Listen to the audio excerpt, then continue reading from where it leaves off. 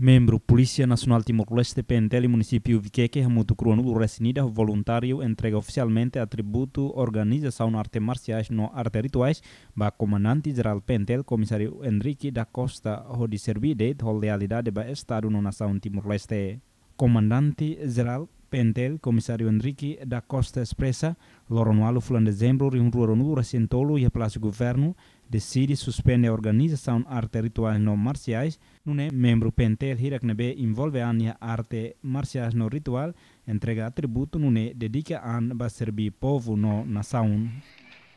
A carapuça viva nilane Itabosira acompanha dia 8 de dezembro ia Tinancoto ita participa na ia cerimônia formatura geral nebema halau ia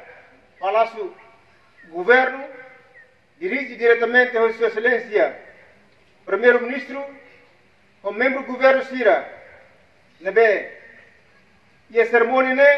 membro todo nebema envolve an ia grupo arte marciais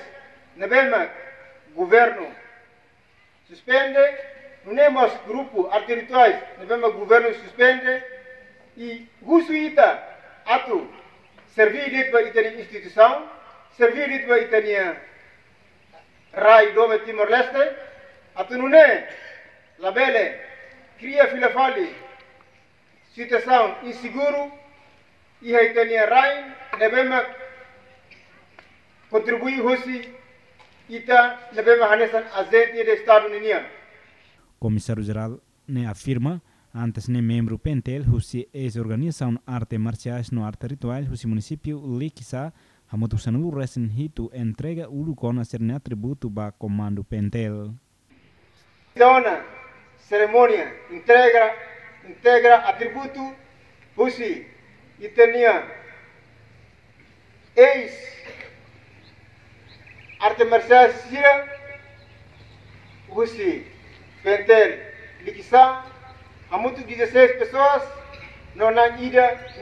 pusi nebema realiza cerimônia entrega nene ia município Likisa. Enquanto membro PNTL Ronaldo Resinida nebe entrega tributo arte marciais no rituais ne composto husi hitu e que esse como ne quan reclaran no PSAT.